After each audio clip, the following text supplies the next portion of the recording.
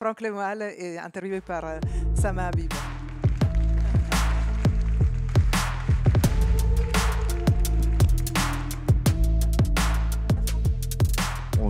Bonjour tout le monde. Si on voit quand même. Ah ouais, il y a de la lumière. Bon, écoutez, il reste un peu de place sur scène si vous voulez vous asseoir avec nous. Il y a au moins 4 sièges, donc venez, n'hésitez pas. Mais belle audience.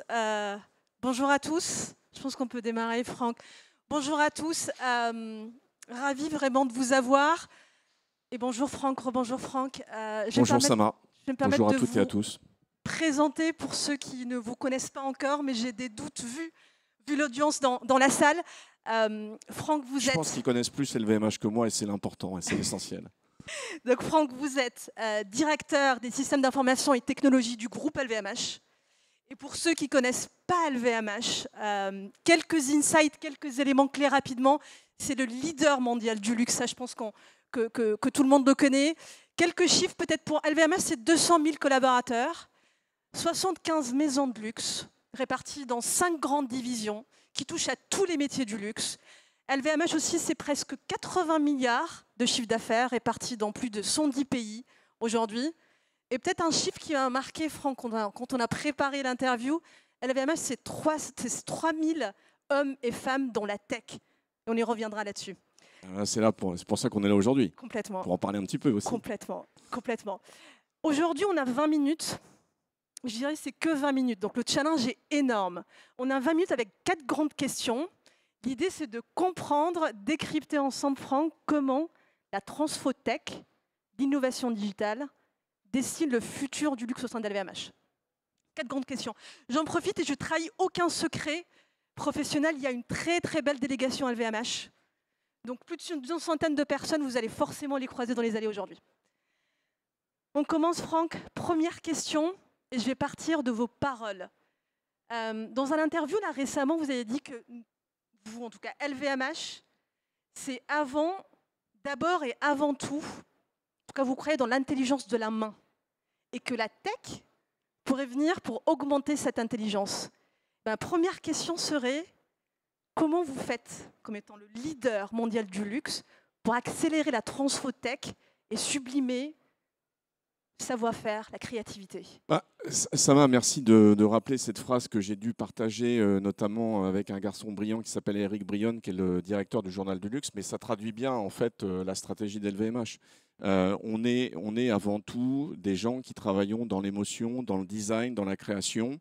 Et on aura l'occasion d'y revenir sur les multiples sujets, on veut totalement rester dans cet esprit-là et on veut totalement effectivement continuer à inventer de nouvelles expériences, de nouveaux produits avec la magie de la création humaine.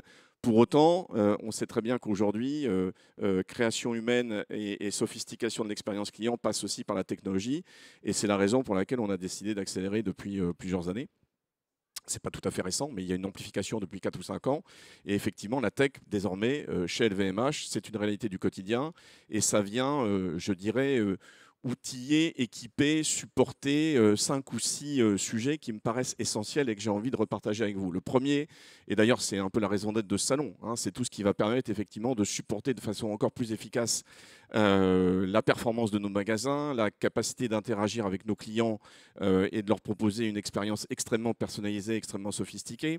Le deuxième sujet qui est important, et je pense qu'il y a probablement des acteurs du retail et des acteurs aussi de l'industrie du luxe dans cette salle, c'est aussi le focus qu'on va avoir sur comment la technologie va nous apporter des choses sur la supply et sur la logistique. Vous savez que par définition, le métier du luxe, c'est un métier de rareté. Ça veut dire qu'on n'a quasiment pas ou peu de produits. Donc ça veut dire que si on veut les vendre aux bons endroits, aux bons clients, on doit avoir des supply chains de plus en plus efficaces, on doit avoir des logiques de distribution de plus en plus efficaces. Et bien entendu, la technologie est quelque chose de très important et fondamental dans la performance de cette optimisation logistique. Alors, on est à Tech for Retail, mais en fait, vous savez très bien que le retail, et notamment le luxe, ça n'existe pas s'il n'y a pas de création, ça n'existe pas s'il n'y a pas de production, ça n'existe pas sans nos artisans. Et donc, bien entendu, on est des retailers, mais on est des retailers parce qu'on est avant tout des producteurs et on est avant tout aussi des artisans. Et donc, aujourd'hui, on voit effectivement la tech monter en puissance sur tout ce qui va être le cycle de développement produit, accompagner nos ateliers, permettre à nos artisans effectivement d'être plus efficaces, soulager parfois un certain nombre d'actes qui, en termes de mains, sont difficiles à exécuter. Et donc, on voit la tech effectivement prendre de l'ampleur. Ce n'est pas aussi à vous et dans cette salle que je vais rappeler l'importance croissante de tout ce qui concerne la traçabilité, la transparence, les sujets environnementaux. Là encore, la tech a un rôle à jouer, comme la tech a de plus en plus un rôle à jouer, non pas pour remplacer, mais pour aider nos créateurs avec tout ce qui va être la mise en place de factory 3D, tout ce qui va être le 2D. Et donc ça, c'est très important. Vous l'avez rappelé, le 4e focus, j'en suis au 4e, il en reste à peu près 2 ou 3, enfin il en reste 2 après. On est un groupe de 200 000 collaborateurs avec une croissance importante. On opère dans 75 pays, donc on n'est pas que français, on est européen, on est internationaux, même si nos savoir-faire sont fondamentalement en France et en Europe. Et donc vous imaginez que faire interagir 200 000 collaborateurs, faire en sorte qu'ils développent une intelligence collective, ça sous-entend qu'on ait un investissement particulier aussi sur tout ce qui va leur permettre de travailler ensemble.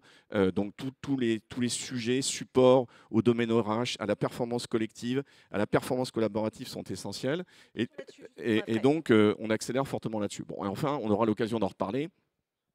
L'accélération technologique du groupe LVMH, parce que donc il y a tech, il y a retail, il y a production, mais il y a tech. Et donc, il n'y a pas d'accélération technologique s'il n'y a pas une modernisation puissante de la technologie qui vient supporter tout ça. Et depuis 3 ou 4 ans, avec nos maisons qui nous suivent et nos divisions qui nous suivent, on a fait un effort majeur de rationalisation de toute la technologie. Toutes les couches basses ont été rationalisées, toute la cyber a été rationalisée, tout le core IT de base a été rationalisé pour nous permettre effectivement d'aller plus loin. Et je terminerai enfin là-dessus, et on en a parlé, il n'y a pas de technologie, il n'y a pas de retail s'il n'y a pas de talent. Et donc, on porte une attention particulière effectivement à renforcer nos équipes technologiques. Donc, effectivement, on est désormais 3000, on va dire, collaborateurs en matière de tech dans ce groupe. Voilà, on recrute davantage tous les jours, tous les mois. On s'ouvre à de nouveaux métiers. On fait en sorte de former nos collaborateurs. Et donc, voilà, je vois plein de jeunes dans cette salle, je vois plein de femmes dans cette salle. Rejoignez-nous, on a des postes ouverts, on a aussi un enjeu de mixité dans nos équipes. Et donc, voilà, donc c'est les 6 ou 5 piliers qui nous permettent d'accélérer depuis un certain nombre d'années, mais plus particulièrement depuis 3 ou 4 ans. Qui touche justement à tout ce qui pourrait sublimer le savoir-faire d'LVMH. Franck, est-ce qu'on peut se permettre le luxe de double-cliquer sur 2 sujets ? On a eu du mal à choisir les 2 sujets. Premier... Déjà, le luxe, on peut toujours se le permettre. Très bien. Omni-retail. Il y a peut-être des gens dans la salle qui vont dire mais omni-canalité, omni-retail, ce n'est pas forcément un nouveau sujet sur lequel on va falloir focuser, mais pour nous, et je sais c'est à travers les échanges qu'on a, Franck, et à travers les échanges aussi que vous avez avec vos autres partenaires, je pense que c'est un permanent, c'est un intemporel de la promesse de la relation client. Donc je sais que c'est un sujet qui vous tient à cœur, qui vous tient au groupe LVMH aussi à cœur. Donc, et ensuite, on ne pourra pas ne pas parler de la data, mais ça on en parlera après. Mais je voudrais en revenir sur votre mot parce qu'en fait, nous, désormais, on a décidé de parler d'omni-retail. D'accord ? Parce que, alors vous allez me dire, on joue sur les mots, mais omni-retail, pour nous, ce n'est pas la même chose qu'omnicanal. D'accord ? Et souvent, on a parlé d'omnicanal et on parle d'omnicanal dans l'industrie du retail, souvent tiré par le e-commerce. Mais voilà. Donc, nous, omni-retail, ça nous paraît représenter la promesse qu'on veut vraiment mettre en perspective, c'est-à-dire cette logique extrêmement forte d'omnicanalité entre nos magasins, nos vendeurs, j'y reviendrai, qui ont un rôle essentiel, nos centres de service client et les logiques de e-commerce, que ce soit des logiques de e-commerce et de e-commerce direct ou indirect. Bon, alors bien entendu, on a tous été accélérés dans les dernières années par ce qui s'est passé par le Covid, qui a été un accélérateur pour tout le monde. On va pas revenir là-dessus. Le luxe n'y fait pas exception, mais pour autant, c'est pas nouveau. Enfin, je veux dire, aujourd'hui, quand on parle de e-commerce dans le groupe LVMH, c'est un phénomène assez ancien. Vuitton a lancé son premier site de e-commerce en 2003, Sephora a lancé son premier site de e-commerce en 2003. Si on est passé, je pense, avec un grand succès, on n'est pas les seuls, mais si on est passé au travers de la période Covid avec un grand succès, c'est que de toute façon, on avait déjà des fondations puissantes sur cette logique de e-commerce. Maintenant, on veut aller plus loin et ce n'est pas ça le plus important pour nous. Le plus important pour nous, c'est de proposer une expérience sans couture à nos clients, quel que soit le point de contact. Donc ça, c'est un sujet extrêmement important, l'expérience la plus fluide possible, la plus qualitative possible. Et pourquoi on parle d'omni-retail ? Parce qu'effectivement, le magasin est de retour, mais pour nous, le magasin et le vendeur, ça reste quand même l'endroit où on veut ramener nos clients pour les affronter positivement, pas négativement, les affronter positivement à notre expérience, à la sophistication de nos produits, à la qualité de notre discours, à la découverte magique de nos produits dans des environnements absolument incroyables. Quand vous allez au magasin 30 Montaigne de Dure Couture, vous comprenez pourquoi on a envie d'avoir cette stratégie omnicanal, c'est-à-dire de commencer à interagir avec nos clients sur le e-commerce. Voilà, de leur proposer effectivement des contenus sur le web, de proposer des contenus sur la partie sociale. Mais pourquoi on veut leur faire découvrir ce sujet-là? Et donc ça, c'est très important. Donc on parle omni-retail. On est obsédé par le clienteling. On a fait un travail absolument incroyable depuis 3 ans sur le clienteling. 65 000 de nos collaborateurs, vendeurs, conseillers de vente aujourd'hui sont équipés d'un iPhone avec une application de clienteling. On partage de plus en plus entre les maisons du groupe là-dessus. Et ce qui nous importe aujourd'hui, c'est de faire en sorte qu'on ait un conseiller de clientèle qui soit un conseiller augmenté. C'est-à-dire qu'aujourd'hui, ce vendeur en boutique connaît ses clients, il va être capable d'interagir avant, il va être capable d'interagir après, il va être quelque part de temps en temps un conseiller à distance, hein, avec du remote sell ou effectivement de l'interaction par les réseaux sociaux. Et c'est vraiment notre objectif de proposer une expérience la plus fluide possible sur tous les parcours à nos clients. Et c'est pour ça que désormais, on parle de ce terme omni-retail, retail, magasin, vendeur, e-commerce, centre d'appel client, avec une expérience intégrée. Et bien entendu, alors on emploie aussi le terme, soutenu par un parcours omnicanal, un parcours omnichannel, notamment sur tout ce qui va être la gestion de stock et la capacité d'amener le bon produit au bon moment. Mais c'est ça qu'on fait. Donc ce terme nous paraît finalement plus emblématique et plus représentatif que le simple mot d'OMS ou d'omnichannel comme on parle souvent dans l'industrie. Très clair, Franck. Si on se poudre un peu de data, je pense qu'on ne peut pas faire l'impasse sur le sujet qui anime les allées, notamment les allées de ce salon-là, la data, GenAI. Vous avez fait une annonce majeure la semaine dernière et capital, on va dire, au sein de l'industrie, on vous associe avec Stanford. Je pense que ça traduit vraiment votre volonté de faire partie et d'être acteur de cette vague-là qui débarque. Je pense que tout le monde aussi est attentif en disant est-ce que cette vague-là, est-ce qu'elle va être conséquente au sein de l'industrie? Je pense qu'on se pose tous. Est-ce qu'elle va durer plus longtemps que la vague de l'année dernière à la même époque qui était le Web 3, c'est ça? Oui, exactement. Je pense que tout le monde se pose la même question là. Bon. Donc là, on cherche a priori, vraiment... oui. A priori, oui. Ouais. Ok, Franck. Donc comment LVMH justement travaille là-dessus? Comment accélère l'activation de cette technologie qui est juste super puissante?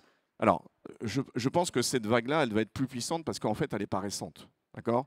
On parle aujourd'hui, tout le monde parle de GenAI, mais en fait, derrière GenAI, ce n'est qu'une sous-partie de l'AI, et là, il n'est qu'une sous-partie de la data. Et une fois de plus, la data, ça fait des années que la plupart des grandes entreprises, et notamment dans le luxe, commencent à s'emparer du sujet data. Donc, on va revenir sur GenAI par la suite. Ce qui est important, c'est qu'au niveau du groupe LVMH, on a décidé d'accélérer sur le phénomène data depuis 3-4 ans. Mais finalement, c'est quand même pas si nouveau que ça, parce que en fait, je voudrais pas revenir sur les valeurs fondatrices, mais déjà en 1854, Monsieur Louis Vuitton, il faisait de la data, puisqu'en fait, il avait un cahier noir à Asnières où il tenait la liste de tous ses clients avec toutes ses malles et tous ses numéros de serrure, et c'était quand même les principes fondateurs du CRM. Et quand on est sur la data, on est quand même aussi sur le CRM. Donc bon, maintenant, on a la tech qui vient apporter cette puissance, mais c'est ça. Donc on a commencé à travailler sur la data.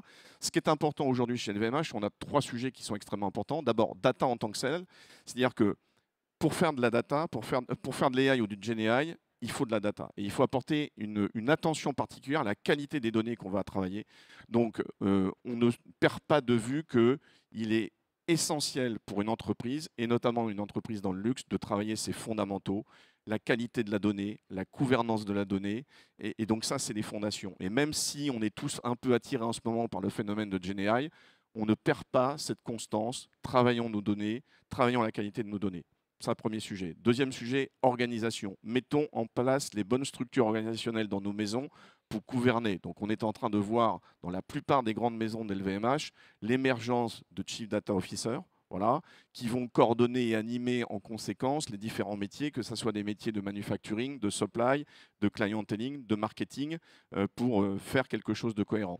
Deuxième point, on a commencé notre accélération data il y a à peu près 2 ans. On a annoncé en 2021 un partenariat majeur avec Google Cloud. On fait le même partenariat d'ailleurs pour d'autres raisons et pour des raisons que l'industrie du luxe connaît bien en Chine avec Alibaba, puisqu'on est en train d'affronter, on va affronter de plus en plus un monde bipolaire entre la Chine et le reste de l'Europe, du monde, pardon, pour des raisons qu'on connaît, je ne viendrai pas dessus. Et donc, on a effectivement accéléré fortement sur la data. on plateforme un certain nombre de sujets, on a mis en place ces plateformes dans beaucoup de nos maisons et ça nous permet d'accélérer. Et on a 3 focus avant même de parler de GenAI. On travaille beaucoup la partie AI sur tout ce qui va être personnalisation dans la relation client, bien entendu si nos clients nous autorisent à le faire. On utilise beaucoup l'AI de plus en plus sur tout ce qui va être la supply et le forecasting, j'en parlais, comment mieux prévoir nos assortiments, comment mieux prévoir nos écoulements de produits, comment mieux prévoir nos ventes effectivement avec la data. Et on utilise aussi de plus en plus la data et l'AI sur tout ce qui est envoyer le bon signal de vente à nos ateliers de production. Vous savez, quand on a des stocks et qu'il faut acheter des matières rares, il vaut mieux acheter le bon niveau que le mauvais niveau. Et donc, on pense que l'AI peut nous accompagner là-dessus. Et bien entendu, il y a effectivement ce phénomène de GenAI qui apparaît. Et c'est un sujet dont on s'est emparé tout de suite, comme la plupart d'ailleurs, hein, dès novembre 2022, puisque ça va faire 1 an. On fête demain les 1 an d'OpenAI. Et donc, on s'est emparé de ce sujet-là avec effectivement une volonté d'utiliser GenAI sur un certain nombre de sujets qui vont être des sujets de valeur pour nous, mais en restant prudent. Et parce qu'on revient à votre introduction, nous sommes des designers, nous sommes des créateurs, nous sommes des artisans. On a des convictions extrêmement claires chez LVMH sur le fait que AI et GenAI sont là pour supporter, augmenter et pas remplacer. Et donc, on est extrêmement, je dirais, conquérant sur ces territoires, mais avec un certain cadre. Dès le mois de mai, on a édicté une charte des principes, on va dire, des do's, des don'ts en matière de GenAI au sein du groupe LVMH et de nos maisons. Qu'est-ce qu'on peut faire, qu'est-ce qu'on peut s'autoriser à faire et qu'est-ce qu'on ne veut pas faire. Et effectivement, ça nous paraît important aujourd'hui de dire qu'il peut y avoir des dérives derrière GenAI. Il y a des opportunités incroyables, mais il peut y avoir des dérives. Et le fait de nous associer avec Stanford, et je reviens sur le point que vous mettiez en perspective, c'est notre volonté de travailler avec le Human Center of Artificial Intelligence de Stanford, je vais y arriver, pour effectivement avoir une logique éthique de respect des principes, de respect comment dire, des personnalités, de respect des approches en matière de GenAI, et ça nous paraît essentiel. Et comme acteur représentatif de l'industrie du luxe, ça nous paraît fondamental de nous associer et de nous engager dans cette démarche. Je pense que toute l'industrie on va dire, il y a un engouement autour de ça, et quand on voit les actions qui sont lancées au sein de LVMH, ça traduit vraiment ce que vous dites, Franck.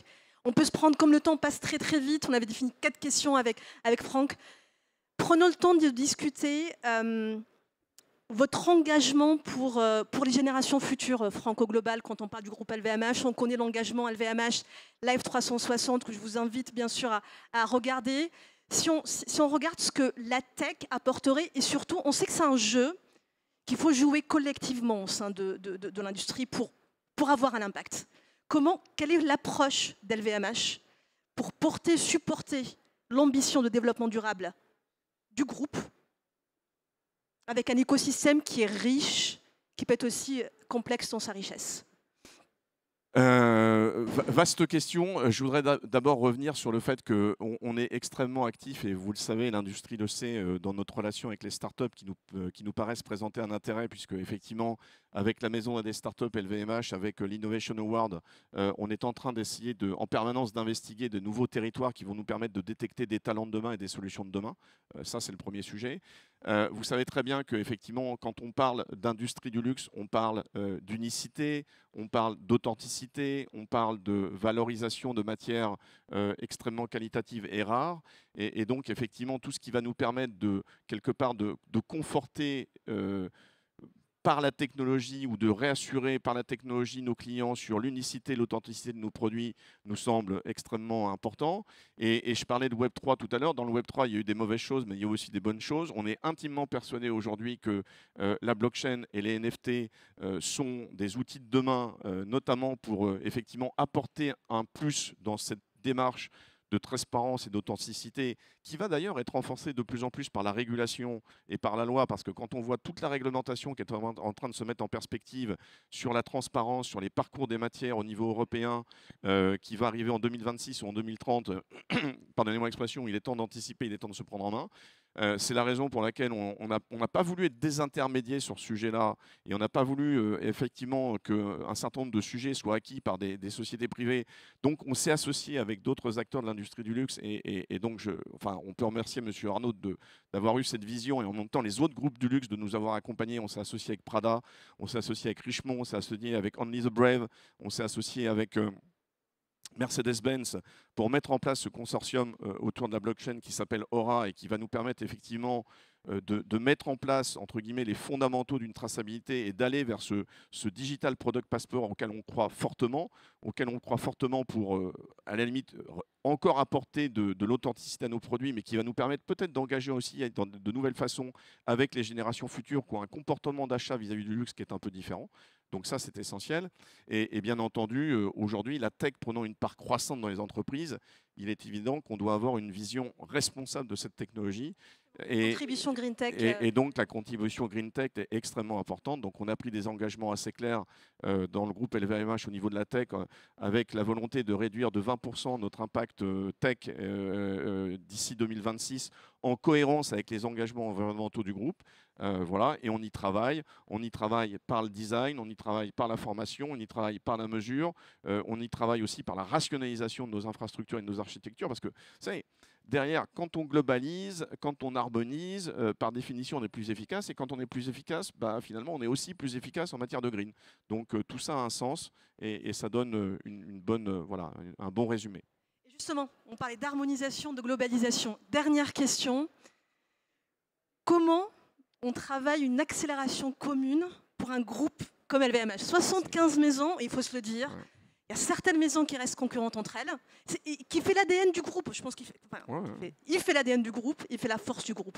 Comment on opère un blueprint, des approches de partenariat avec des géants de la tech, une synergie, une globalisation pour un groupe comme LVMH, Franck? Il y en a qui sont dans la salle, il faudra leur demander, mais non, on ne va pas le faire. D'abord, comment on fait ça? On fait ça d'abord parce qu'on est soutenu au plus haut niveau du groupe. Et ça, c'est fondamentalement essentiel. Voilà. Ça veut dire que je pense que M. Arnaud et M. Belloni et l'ensemble du COMEX du groupe LVMH nous soutiennent dans cette approche, je pense, de rationalisation et d'harmonisation. Je reviens sur un sujet, une phrase qui est assez bateau. Il y a certainement beaucoup plus de choses qui nous réunissent, qui nous séparent, y compris si nos marques sont en compétition. Et je pense que désormais, au sein du groupe LVMH, malgré ces aspects parfois un peu compétitifs qui peuvent encore exister entre certaines de nos marques, et c'est plutôt aussi ce qui fait la richesse et la spécificité du groupe LVMH, la tech est devenue désormais, je pense, un vecteur de convergence, un vecteur de collaboration et un vecteur de travail commun. Voilà, je pense qu'on a 3 mots qui sont importants. Effectivement, collaboration, synergie, co-construction. Et j'ai envie de reprendre, d'ailleurs, il ne vient pas de moi, j'ai envie de reprendre le mot d'un grand dirigeant du groupe LVMH, qui était Guillaume Motte, qui a été le directeur général de Fashion Group, jusqu'à ce qu'il soit nommé patron international de Sephora. Ce fameux mot qu'on essaye d'appliquer tous les jours, copy with pride. Voilà, donc copier avec fierté. Et donc, c'est bien ça. Alors, comment on fait? On fait ça avec 3 sujets, essentiellement. Premièrement, on s'est considérablement renforcé au niveau du groupe. Voilà, donc on a effectivement créé des équipes groupes pour s'assurer d'une cohérence sur les aspects technologiques de base. On a quasiment globalisé notre cybersécurité, qui est un sujet essentiel pour tous et qu'il faut toujours avoir à l'esprit en matière de résilience et de continuité. Deuxièmement, on s'appuie de plus en plus sur nos divisions. La taille, le groupe devenant de plus en plus conséquent, on a nos fameuses 5 grandes divisions: parfums et cosmétiques, mode et maroquinerie, vins et spiritueux, montres et joaillerie, sélective distribution, qui sont à la manœuvre. Et on s'appuie sur nos divisions pour mettre des instances de coordination et de pilotage de nos maisons. Et puis par ailleurs, voilà, on a une proximité extrêmement forte. Alors, on a 75 maisons, et c'est très bien. Vous imaginez que toutes ne sont pas tout à fait identiques en termes de taille. Et ma priorité et notre priorité, c'est de focuser particulièrement sur nos 20-25 maisons qui, de mon point de vue, sont de plus en plus exemplaires en matière de collaboration et de fonctionnement. Donc ça, c'est les 3 recettes. Les autres recettes, on pourrait en citer quelques-uns. C'est bien entendu des accords de partenariat majeurs, avec des startups, mais aussi avec ce que j'appelle nos grands partenaires. Voilà. Donc, c'est un secret pour personne. On a une énorme relation avec Salesforce qui nous permet d'harmoniser, de globaliser tout ce qui concerne la partie e-commerce, clienteling. On a une très belle relation avec une maison française, une société française qui s'appelle Cegid, qui équipe aujourd'hui plus de 20 de nos maisons en matière de POS. On travaille beaucoup avec Apple sur tout ce qui va être la partie device, mais aussi sur la partie modernisation du point de vente. Vous avez vu aussi des accords qu'on vient de révéler avec Apple sur la partie Tap to Pay. Voilà, on travaille beaucoup avec nos grands partenaires hyperscalers, Google, Alibaba, Microsoft, notamment en matière, ces grands partenaires en matière de data. D'ailleurs, on vient de lancer la semaine dernière notre propre internal ChatGPT qui s'appelle Maya, pour effectivement qu'on maîtrise bien. Une annonce du coup. Ouais. Oui, enfin, c'est une annonce, oui, pour bien maîtriser tout ça. On a des partenariats solides en matière de back-end avec nos grandes solutions back-end, Centric, Anaplan, S4, c'est un secret pour personne. Et donc, on s'appuie sur ces plateformes, sur des centres d'expertise qui vont nous permettre d'accompagner nos maisons et de faire en sorte que toutes nos maisons, sans renier leur spécificité, s'approprient ces plateformes, partagent, collaborent. Et c'est ce qui fait que, je pense, on accélère fortement ce subtil dosage entre innovation, start-up, grande plateforme, accords de partenariat privilégiés, centres d'expertise, s'appuyer sur nos divisions, les démarches de collaboration de nos maisons et bien entendu le support de notre top management fait qu'on progresse commune, plutôt pas mal en ce moment. Complètement. Eh ben, un grand merci, Franck. Je sais que 20 minutes, c'était hyper court. Un grand merci. Nous avons ramené dans le cœur de la tech d'LVMH. Merci. Merci.